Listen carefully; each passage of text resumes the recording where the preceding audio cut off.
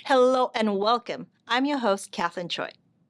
Today, we'll explore an independent nonprofit publisher that champions bold, thought-provoking literature from writers across the Asian and Pacific Islander diasporas. Later in the show, we'll meet an organization whose culinary artists are transforming young lives through their impactful and delicious culinary arts programs. All that and more coming up next on Asian Pacific Voices.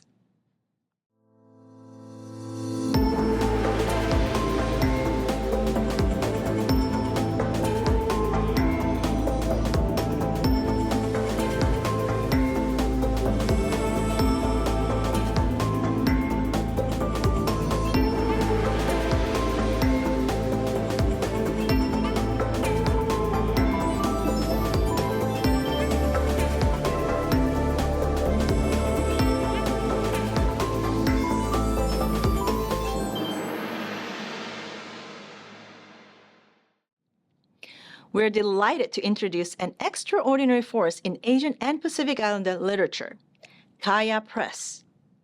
Founded in 1994 and now proudly based at USC's Dornsife College, this independent nonprofit publisher champions bold, provocative voices from across the API diaspora. Kaya Press publishes boundary-defying fiction, experimental poetry, recovered lost novels, film memoirs, and avant-garde art.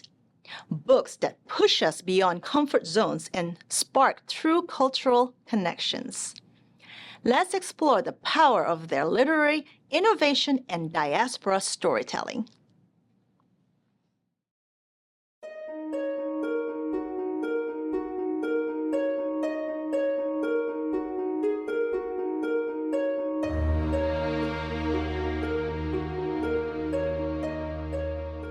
Kaya Press is a nonprofit publishing house dedicated to Asian American press and Asian diasporic literature. We're so excited to be celebrating 30 years of existence, and we were able to celebrate that with a double exhibition at the One Archives, working collaboratively with the artist Alan Nakagawa, who spent a year reading every Kaya book. He was such a completionist. He really went in, spent months and months reading the books, interviewing myself and Sunning Lee, the publisher of Kaya, and then creating micro operas or kind of experimental sound pieces and sculptures for each Kaya book. And then along with those, he also worked with filmmakers to create videos of each of those books. So a real multi-genre way of capturing the essence of Kaya Press. So as we got a chance to look back, work with this amazing artist to create this exhibition, the curators at One Archives, especially Alexis Bard-Johnson, offered us to have a co-exhibit talking about Kaya Press and our history and some of our themes. So that was really an exciting project and also very challenging because, we know how to put a book together. We know how to edit writing and design a book and get it out and get it promoted, but trying to kind of put that up on the walls was a really exciting challenge. We're housed at USC. We're a nonprofit, but we're kind of a guest of USC in their American Studies and Ethnicity department. We had a wonderful curator who was working with us as one of our research assistants, the amazing art historian, Anna Iwataki, and she was the one who connected us with Alan, and she's put together so many shows. So we had all of these boxes of archival materials from manuscripts, editorial letters, rejected manuscripts, like boxes and boxes that Sun-Yang has kind of kept with her since those first days in New York. And so we finally got all those boxes out of storage and literally, put things on the wall to tell the story of what it means to be publishing Asian American literature for 30 years.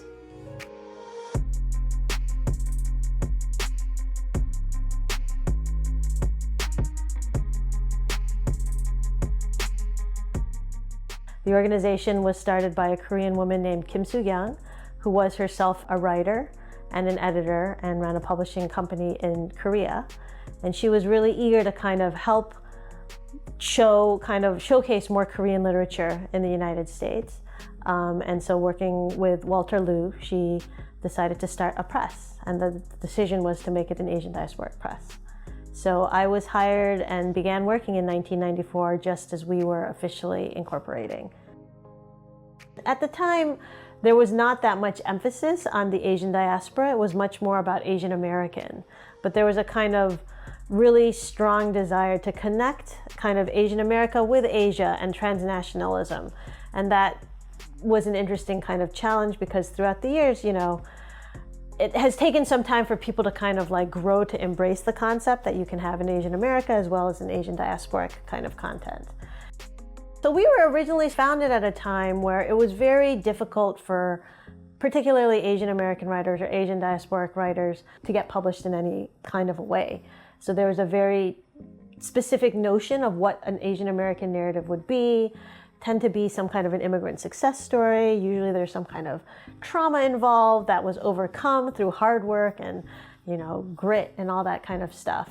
And we were like, there are many more types of stories out there. So we were kind of founded with the desire of really trying to broaden what people could conceive of as an Asian American story, right? Or an Asian or Asian diasporic or Asian American story. And part of that was a response to like, where are you from? What are you know, how can you be American? Why do you speak English so well? You know, that's kind of what it was like in the late 80s and 90s and before.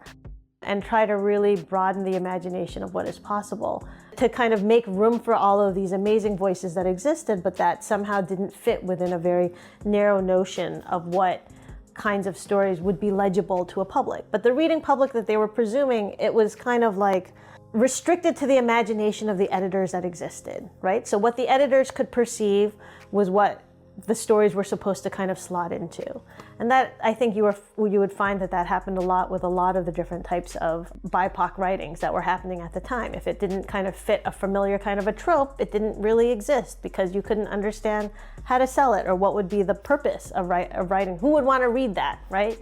And we were founded as a press to kind of like specifically seek out stories that would kind of expand people's sense of what is possible, kind of really break through their expectations, the kind of like strictures of expectations that we have, the blinders that we have on about the kinds of stories that exist. That's been the kind of guiding light of the kind of work we do.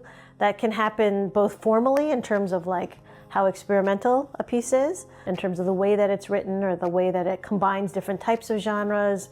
There are a lot of different kinds of expectations that are placed on different writings for different reasons.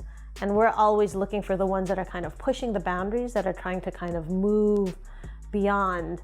That's probably the number one criteria that we have as a press, is like, how does that create a sense of possibility for others? Not just like, I can do this exact same thing, but if this person has gotten this far, I can go even further in a different direction. I can push the boundary in other ways.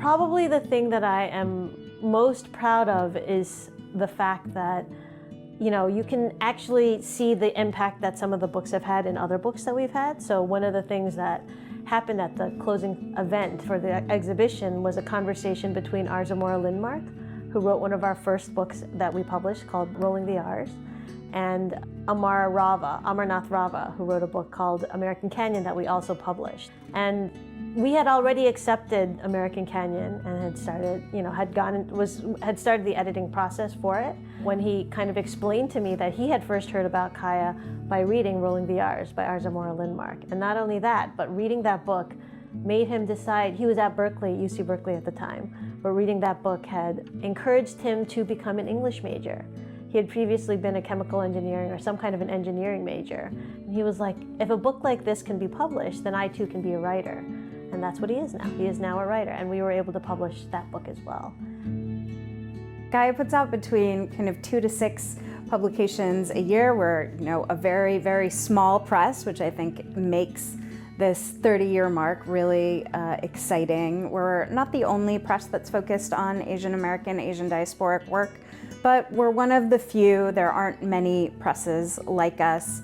Navigating publishing as a nonprofit at this time is a really challenging experience, and I think it really proves any kind of threat. Like, for example, this year we were one of the nonprofit presses who got our NEA award canceled by the current government because we do not meet the project for kind of literary arts, which are to celebrate the Declaration of Independence and things like that. So I think it feels like such a blow, but at the same time, it really, I think, speaks to us about the importance of the work we do. Our constituents, our readers, are across the country, and I think that's always been an important thing to us at Kaya. And for me, as somebody who loves books, that we're not creating Asian American books just for Asian American readers. We're creating books that really are adding to American literature and world literature. We're publishing literature, poetry, fiction, creative nonfiction. In later years, we've really focused on series of books. We have a series connected to really exploring Korean literature and translation called the Magpie series. We have a series looking at Vietnamese diasporic literature. I'm just starting a series looking at South Asian diasporic literature. So I think Kaya is really interested in this literature from Asian American authors and authors all over the world. But more than just where we're from, where our authors are from, it really is a certain sense of these books. A lot of times we're thought of as an experimental press, looking at experimental literature or avant-garde. And I think it's not just that, it's books that have been overlooked, who have been forgotten. We have a literary recovery series, and I think we really came up with, I think Sun Young came up with this idea of expectation busting. So not just, kind of formal experimentalism, but, what are books that are really pushing the boundaries of what is possible in literature, making the reader stop and say, wow, this was really exciting.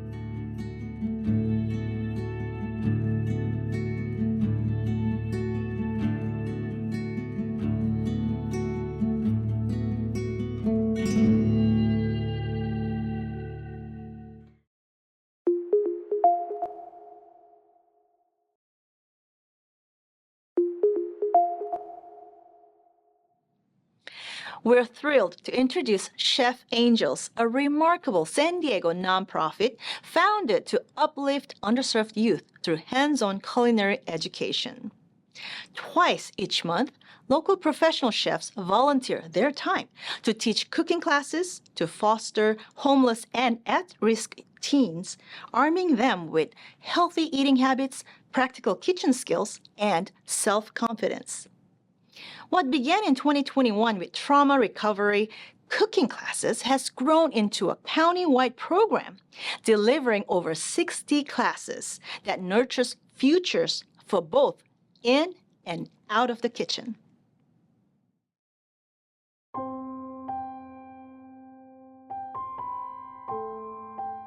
In the heart of the pandemic in 2021, I came across a group home of teenage girls who were survivors of human trafficking.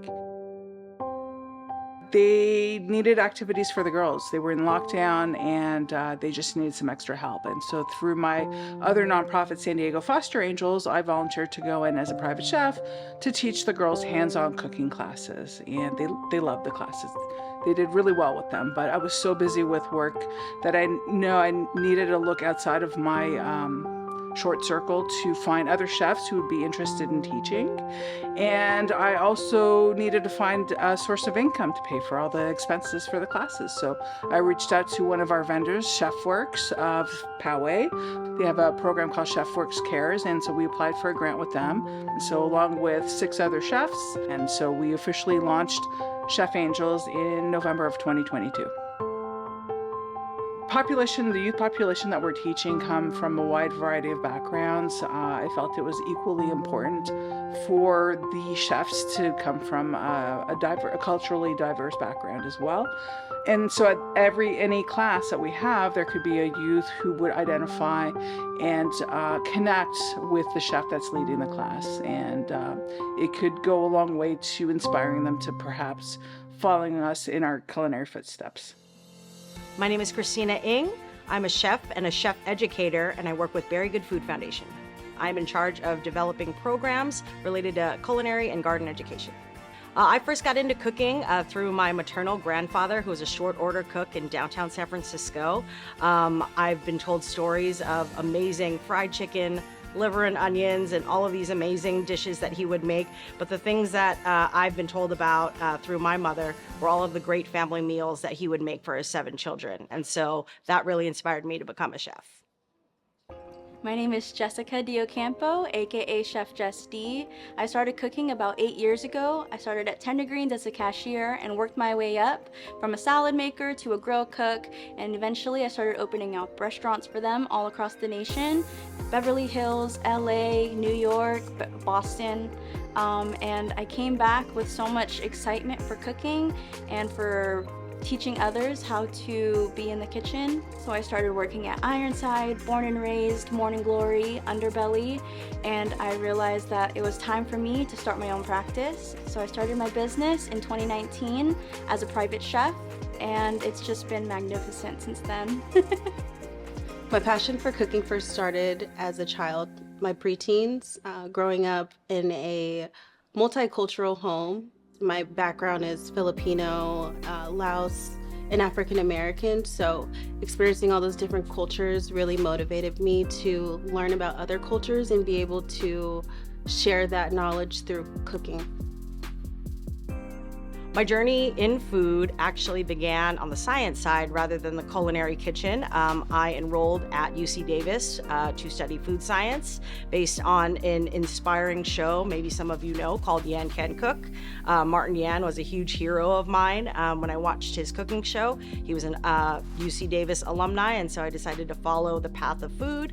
I studied food science, got my BS in food science in 2006, decided I was terrible at science but really good at food. So I continued my journey at various catering companies, grocery stores like Whole Foods Market, and then found my way cooking for privately for events and catering functions.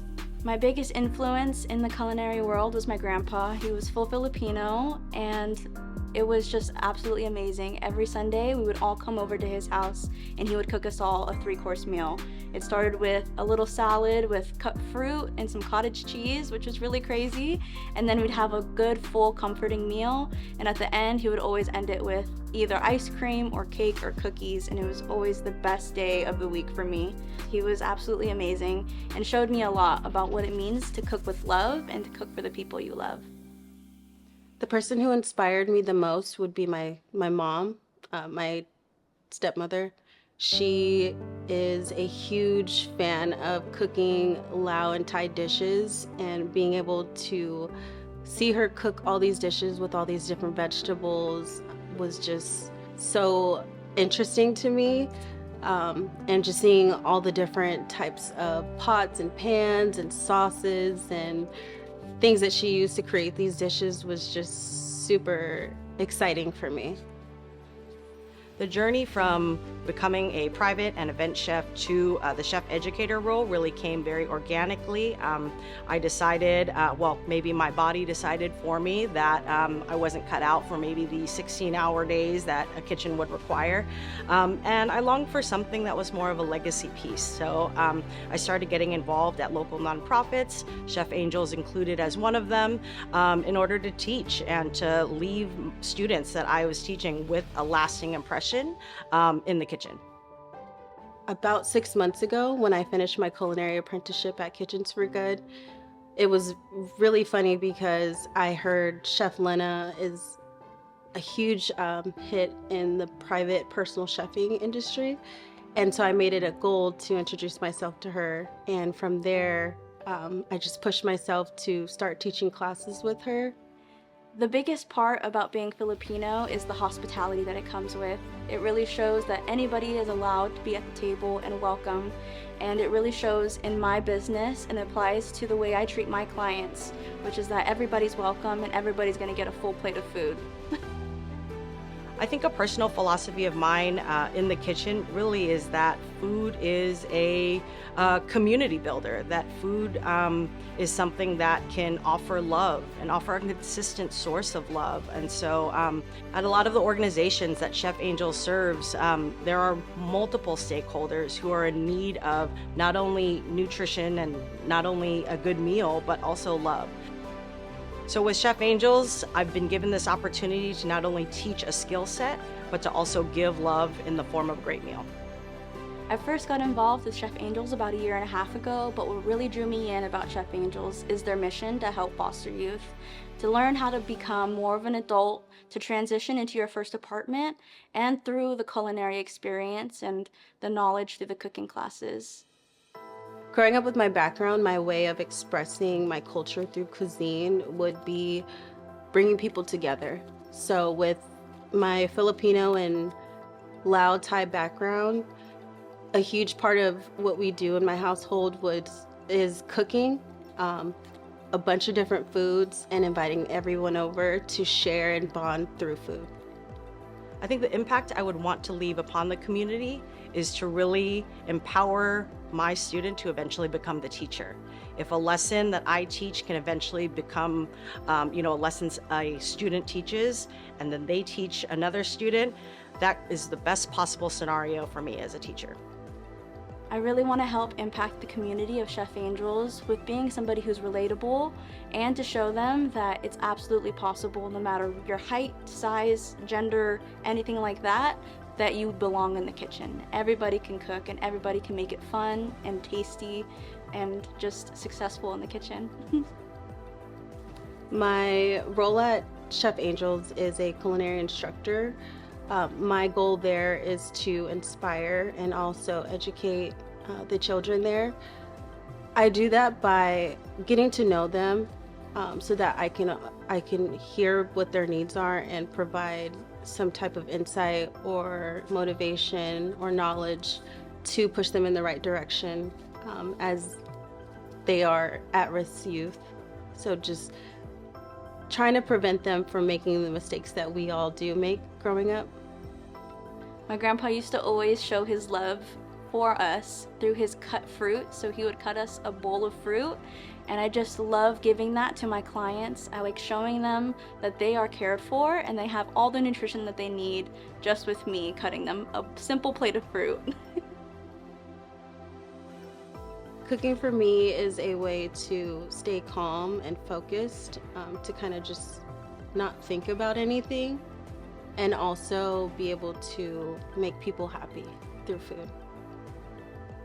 What I would like to tell the youth out there is that if you want something, there's always a way to achieve that, and there should be no obstacles in your way, because when you want it, you're gonna find a way or get creative in order to obtain that. I am Christina Ng. This is my voice. I am Jessica Diocampo, and this is my voice. I am Gianna Gordon, and this is my voice. Thank you for watching today's show. And don't forget to check out more episodes and subscribe to our YouTube channel. I'm Kathleen Choi, and I'll see you next time on Asian Pacific Voices. Until then, take care, everyone. This program was made possible in part by the California Arts Council.